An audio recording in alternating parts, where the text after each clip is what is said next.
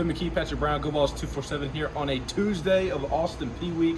We just spoke to many people, spoke to a couple coordinators, spoke to a couple of players, and we did speak to Joey Halsey and Tim Banks, as I referred to, and Joey Halsey was very pleased with how Joe Milton performed on Saturday against Virginia. Yeah, I think the biggest takeaway is that Milton didn't force anything, either in the passing game or in the run game. You asked him about the lack of downfield shots. Virginia just was taking those away. They were playing soft coverage.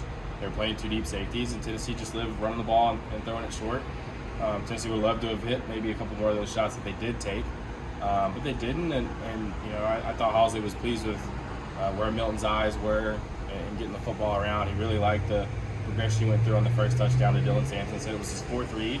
I thought it was his third. I was wrong. In the field breakdown I put on the site this morning, but yeah, he liked how Milton also in the run game, you know, when they crashed on the running back, he pulled the ball, had a good scramble too. So he seemed pretty pleased with the way Milton played in the first game.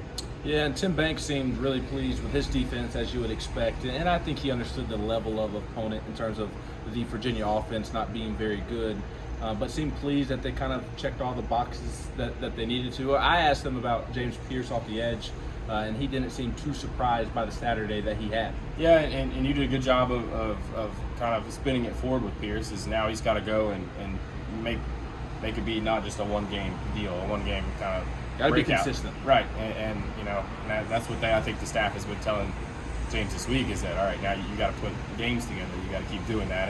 And Pierce did a lot of good things. He had the 2 sacks. He played really under control, I thought, and you know, played more like a more experienced player than he really is.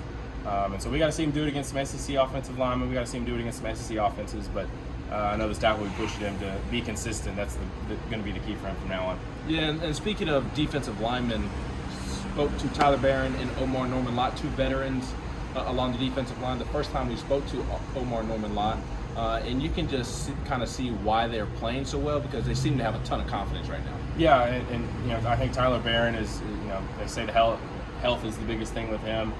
Tim Banks has been really high on Tyler's potential. I think we've all kind of known that he could be a really good player. Elite was the word that Tim Banks used. And with Norman-Lott, he's a guy that's coming from a defense at Arizona State that maybe didn't play to his strengths as much as this one does, where he's attacking. And man, he was getting upfield and showing off some real power when he was coming off the ball on Saturday. And he's a guy that's an older guy. He said he's kind of a self-proclaimed loner, but sort of assimilated into the defensive line really well. And that's the you know, they're getting some good contributions from him early on. Yeah, and speaking of NFL players, which Tyler Barron and Omar Norman-Lott are going to be, I think John Campbell, because of his love for blocking people into the tunnel, Waffle House, and his mama is playing himself into an NFL draft pick at some point as well. Yeah, he's another great interview today. I really should let you just take the floor and talk about John Campbell.